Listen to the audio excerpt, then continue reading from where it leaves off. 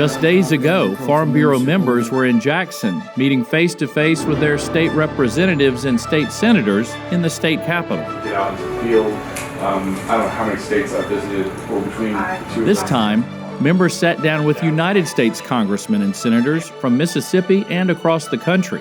They came prepared with a list of issues to discuss, all a part of being the voice of agriculture for their fellow Farm Bureau members back home.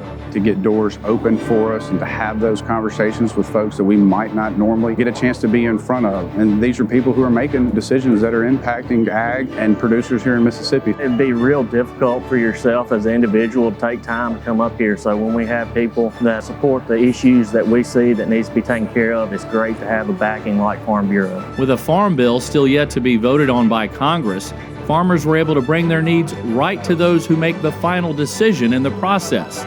From Congressman Benny Thompson to Nebraska's Don Bacon to Texas's Henry Cuellar, not to mention the Agriculture Committee staff on both the House and Senate sides who keep members informed. It's great to represent the state of Mississippi and come up here and see people and use a real grassroots effort with Farm Bureau and get to shake hands and get to tell the Mississippi policies where we want to change and what we can do to better ag. In fact, while this group of North Mississippi producers were in Washington, D.C., Senator Cindy Hyde-Smith announced vehicles with a Mississippi state harvest permit transporting agriculture products such as grain and timber will now be allowed to haul up to the existing state limit of 88,000 pounds on an interstate highway within the borders of Mississippi, a policy change pushed by Farm Bureau. Makes you realize just how quickly things can change on Capitol Hill and in agriculture. Constantly changing, from floor pricing, LFP payments, EPA, especially over this latest dicamba ruling. It can vary from anything to everything.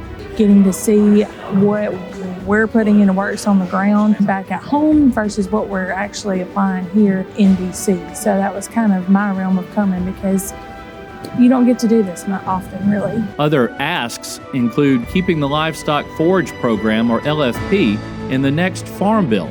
This allowed producers to receive forage for their livestock during last year's extreme drought. Adjusting policy within the USDA Emergency Forestry Restoration Program, allowing producers to receive advance in payments to clean up destroyed tracts of land, and providing adequate staffing in USDA Farm Service Agency offices, which help farmers tap into information on many different programs. It makes me proud to be a part of the organization to see this, because this is the work that nobody else is doing. If we don't continue to come up here and open these doors, we're going to lose a lot of what we have today. Even though this was just a 2.5-day trip with meeting after meeting from one building to the next, members say this is why they want to be a part of Farm Bureau, because Farm Bureau gets things done. Whether that's in Jackson at the state capitol or here in Washington, D.C., the voice of agriculture is heard loud and clear.